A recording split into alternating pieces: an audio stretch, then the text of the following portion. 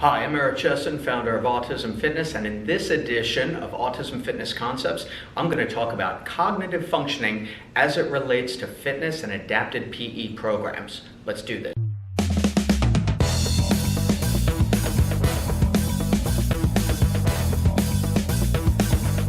So what does cognitive functioning mean when we're talking about fitness and adapted PE programs for the autism population?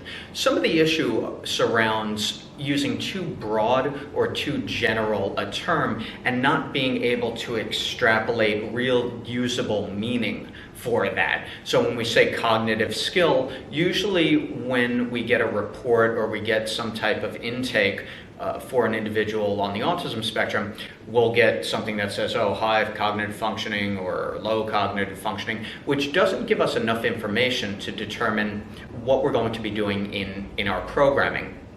We also have to make a careful determination about expressive language skills, or how many words or how often those words are coming out of the mouths of our athletes, and receptive language skills. How much information can our athletes digest, and how much are they able to take in from a short-term recall perspective? For example, if we give an athlete a one-step direction, but they have a latency between hearing the direction and then performing that exercise, well, it's not necessarily a question of high performance or low performance, it's an issue of processing. And that's something that we're gonna learn along the way with some of our athletes. Now, key point number one is, as we begin to develop a rapport with our athletes, we're going to know how they function in different situations with different exercises, with different instructions.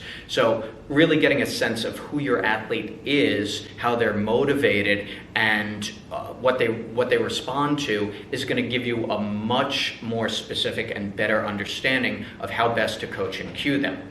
So when we're going through all of these general terms, the issue is, well, what's the workability? What can we use here as far as the information? So with cognitive functioning, let's throw out for the moment the idea of high functioning or low functioning. Let's get into what really matters, and that's verbal versus demonstrative directions. So with a verbal direction, for example, what we want to know is how many verbal steps an athlete can follow, and this gets into their short-term recall ability.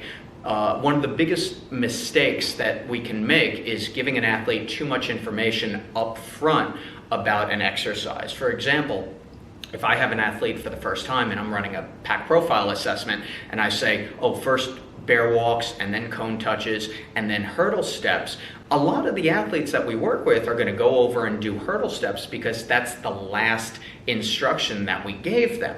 Now, the mistake here is to think, well, they're only able to do hurdle steps because they skipped the first two exercises. Now, that's not the case at all. We have to do a little more detective work as coaches. It may be the case that that athlete can follow all three of those directions and can perform all three of those exercises, but we need to separate our instructions exercise by exercise. What that might look like is, when we set up the athlete at the mat for bear walks, first we give them the direction, do a bear walk, they complete that bear walk, and then they go on to the next exercise. So it goes bear walk and then hurdle steps. So they get to the hurdles and we say, now hurdle steps, they complete the hurdle steps, now cone touches. So it's not the case that the athlete can't do all three of those exercises. It's the case that our directions are too robust. There's too much information that's being given to them in the beginning in order for them to follow through.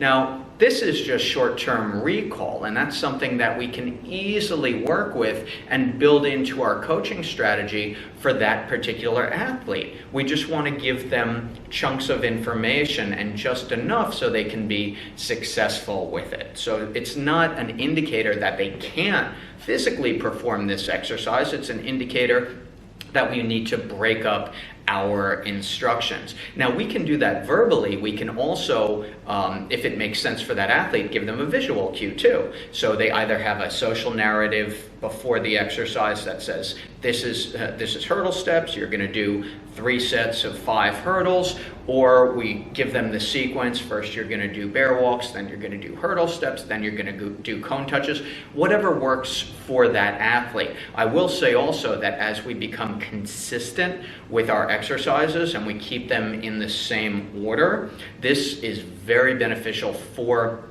our athletes, and over time, as they start to master the exercise, meaning they are familiar with them, they understand the expectation for performance, and they also get good at it, we can start to give them some autonomy and choice over which exercise they want to do first, second, third, fourth. But we get to that as we are consistent and as that programming starts to take shape for that athlete. Initially, cognitive functioning comes back to how do we deliver information so that the athlete can actually use it, right? And that's going to vary exercise by exercise, and that's also going to influence how we prompt and cue the athlete through a particular exercise. So for overhead presses, our athlete may only go halfway up with their arm because they don't understand, now this gets back to cognitive, they don't understand the expectation for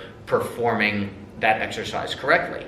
In that case, they might need a physical prompt, and then they learn how to perform that overhead press correctly, and then we can fade it back. So in that case, it might be a kinesthetic awareness deficit that's influencing their performance of the exercise. So we're just going to prompt physically so that they get it, and then we can fade that prompt back eventually, have our arms completely overhead extended, and the athlete gets that, right? And as was discussed in the video on prompting, we have to play around with prompting cues to get it right for each athlete, and more importantly for each exercise for that particular athlete also, because we're not always going to be using the same level of prompting and cueing for each exercise for each athlete, right? It's going to differ between exercises.